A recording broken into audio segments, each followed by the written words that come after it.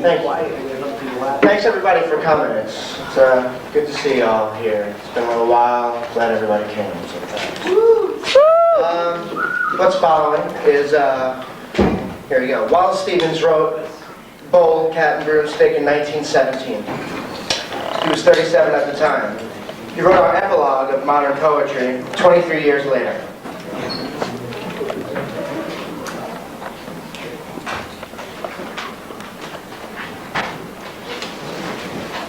Two figures sit in the circle of a spotlight on a white bench before a golden curtain. The rest of the stage is obscure. Their shadows are strongly reflected on the curtain. One, at the right, wears a gown falling below his knees.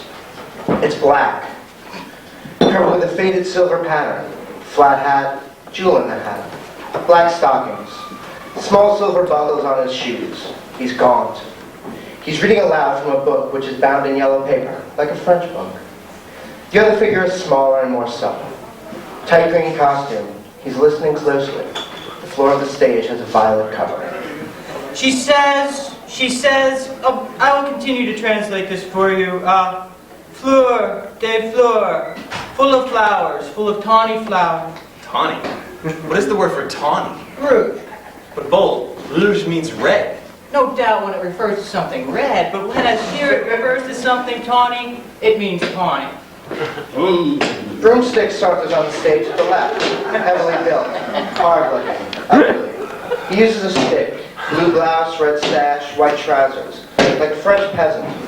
Bull studies his book. Cat is interested in Broomstick's appearance. Bibliophiles! Bull was translating from the poems of Claire Dupre. Charming. What was the line you read last Bull?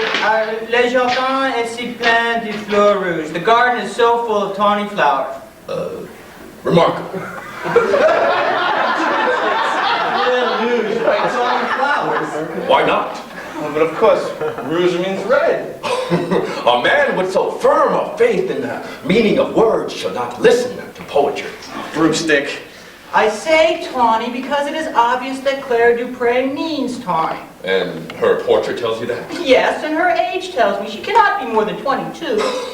And at 22, one does not like red flowers? At 22, with eyes as large as those of Claire Dupre, with hair combed as a girl combs her hair, concealing in its arrangements the thing that it begins to disclose to her, and then, most of all, with the look she has here, one goes in for things that go with one's own mystery. Yes, and of course red flowers and one's own mystery. Are incongruous, you see?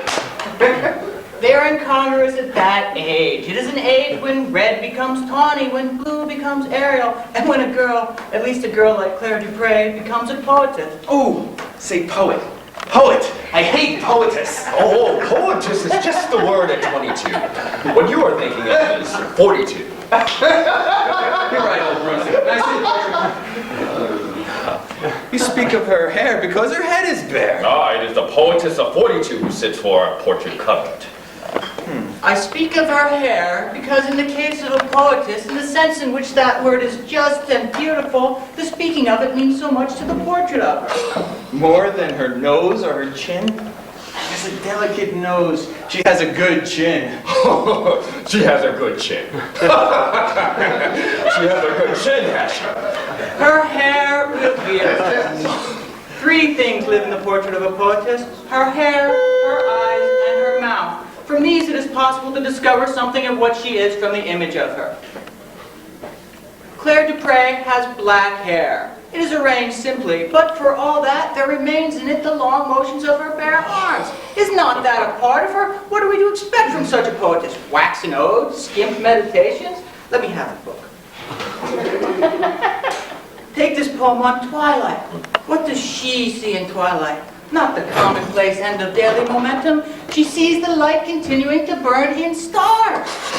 She says that the sun burned all night, and in that she sees the incessant momentum that tranquilizes because of the knowledge that it is immortal. The sun burns all night. She says that she will love as long as she lives. Ah, she is glorious. How little it would take to turn the poets into the only true comedians. There's no truer comedy than this hodgepodge of men in sunlight, women in moonlight, houses and clouds, and so on. Or any truer tragedy. No one believes in tragedy. Oh, at 22. And that brings us to her eyes. But her eyes are nothing unless you believe in tragedy. I believe. Oh, poor sensualist! You think you believe. The truth is, you believe in eyes. Have you seen the portrait? Huh. Now we shall have Broomstick on eyes.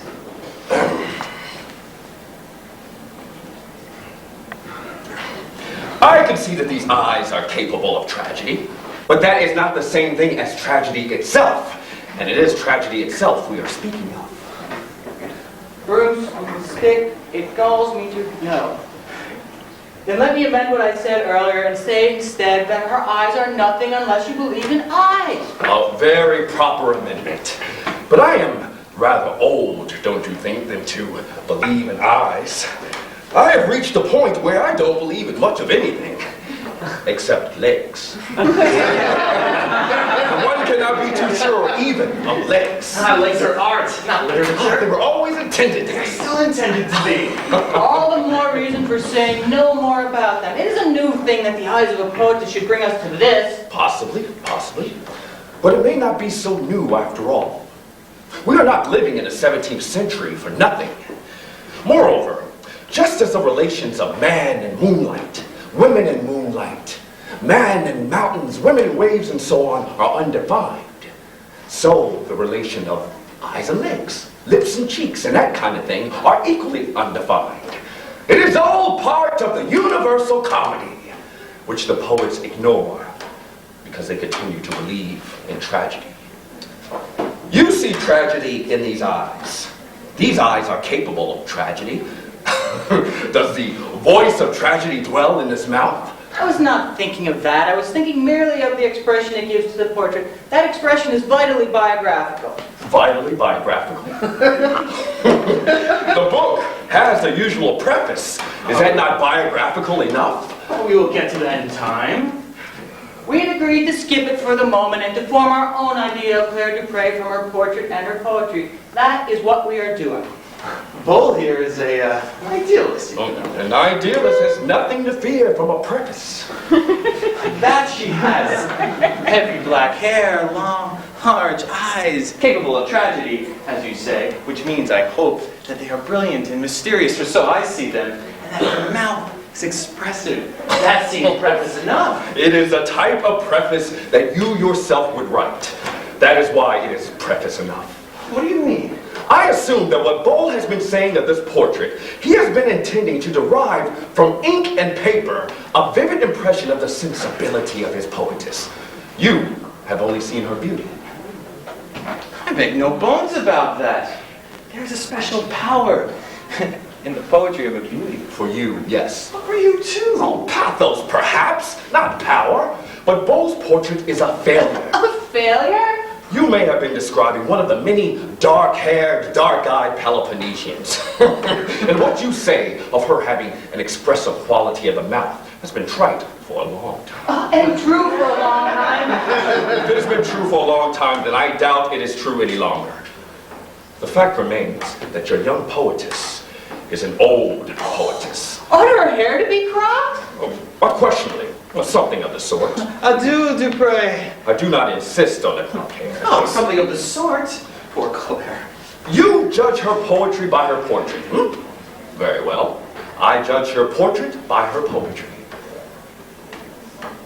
We are prejudiced by the cant of the moment that she should be of her day. Oh, it is far from being the cant of the moment. It shall be the cant of the moment in the 18th century and the 19th also. Well, Broomstick, it galls me to agree with you. If I submit, will you go no farther?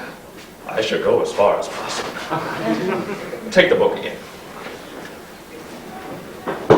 Would it have any effect if she wore black pendants in her ears? Test her poetry by that. They are wearing black pendants, you know. Would it have any effect? Confounded Bull! What was that poem about? The incessant momentum that tranquilizes because of the knowledge that is immortal? Tranquility and long black pendants? As you like, my portrait is not a failure. Broomstick is right. A poetess should be of her day. But he is speaking of the sophisticated poetess, the poetess of 42. I am speaking of the unsophisticated poetess of 22. If she happens to look like one of the dark-haired, dark-eyed Peloponnesians, that is not a Rococo pose. It is an unaffected disclosure of her relationship. Adieu. Claire returns a little. And besides, Broomstick, what you mean, no doubt, by being of one's day is being oneself in one's day. Well, I submit to that, provided you in turn go no farther. Oh, only to the extent of saying that Claire Dupre is simply herself in this portrait. It is true that she is not of the long black pendant type, but she is of her day in the sense in which you use that phrase. So that I may be tempted by her again? In the long run, you would have been tempted by her regardless of these or any other considerations. So that your question is not honest. It's honest enough. I'm still a little harrowed on that poem on Twilight. Yes, it haunts my own mind. But you said there was a special power in the poetry of her beauty.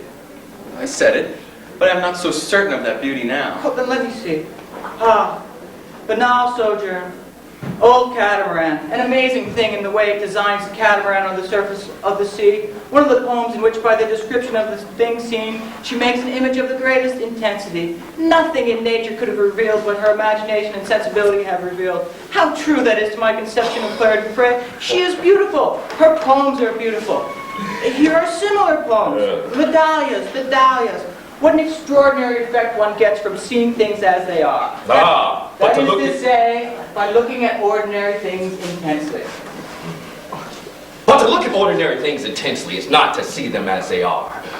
However, go on. Well, here, in another division of her book, is a group of poems in which she studies herself. Not the individual Claire Dupre, the racial Claire. Ah, the racial Claire. When you think of what the study of self used to mean and then read these clear and thoughtful pictures... Read them, please do. I thought you might like me to explain. I may by and by, but if these pages are as clear as you say they are, I am content to have you read them first.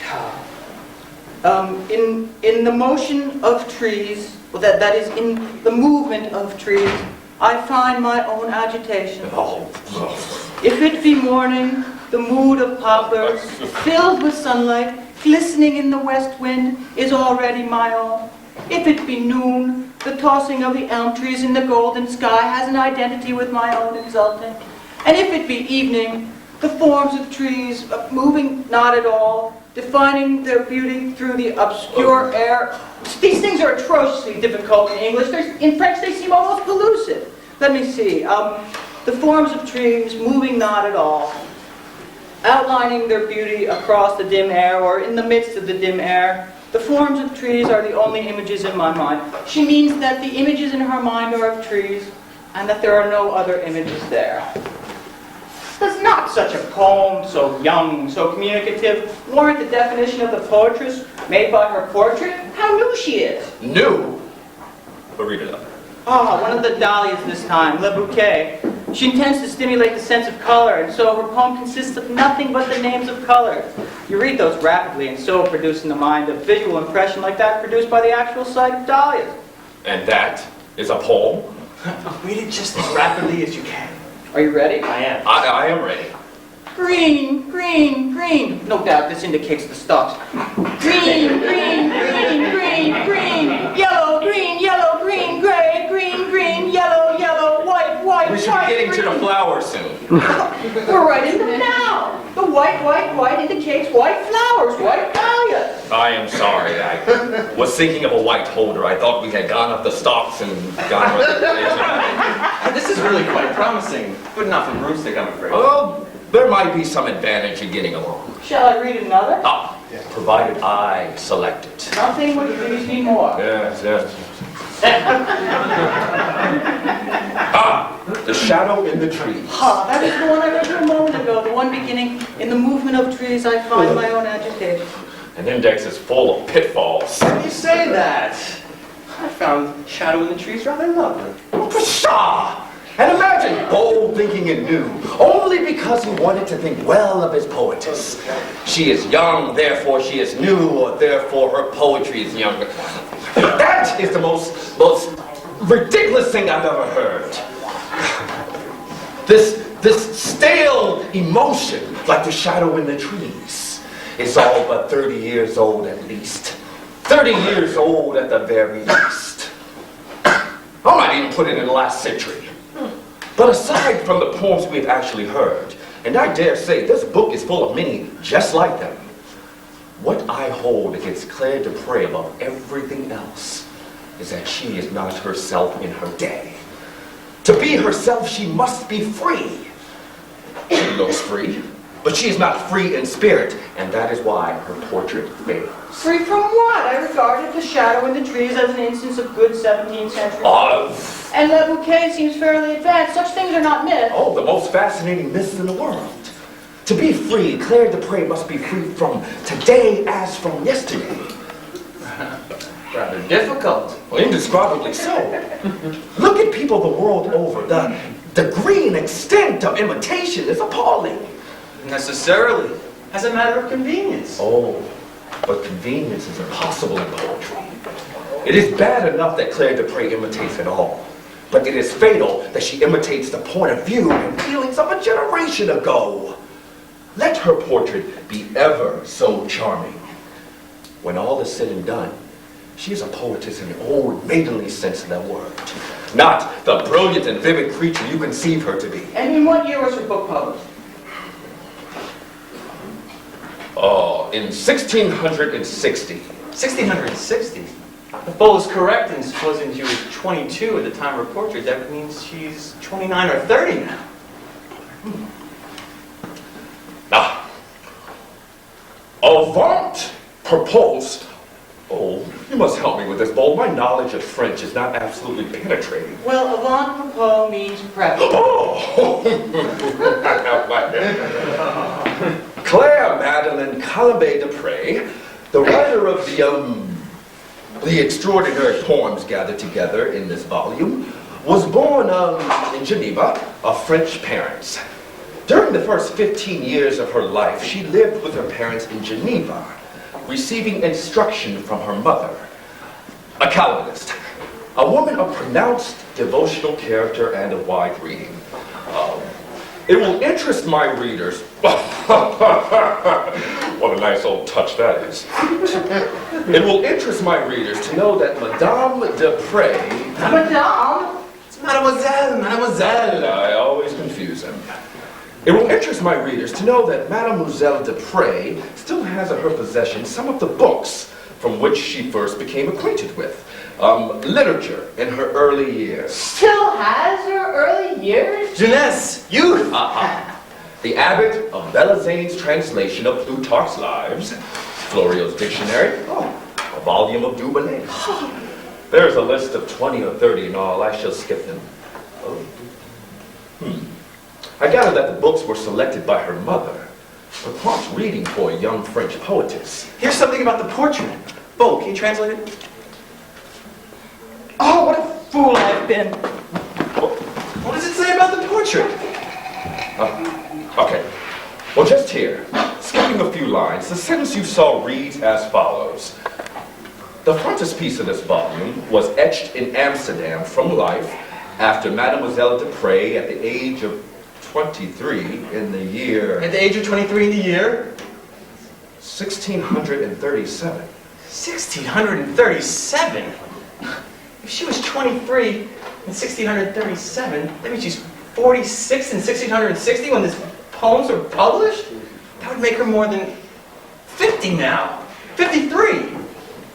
Oh, she will love as long as she lives. I think you're right, after all, in your translation of Rouge. Red! Red! Acutely red! Damn old portraits of poets and poetesses! One should always read the preface first.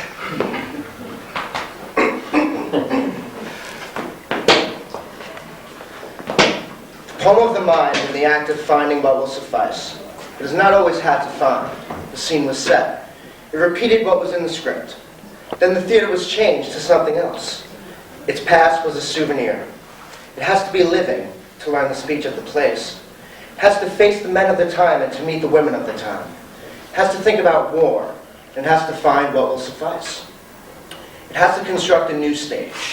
It has to be on that stage and, like an insatiable actor, slowly and with meditation, speak words that in the ear, in the delicatest ear of the mind, repeat exactly that which it wants to hear, at the sound of which an invisible audience listens, not to the play, but to itself, expressed in an emotion of two people, as of two emotions becoming one.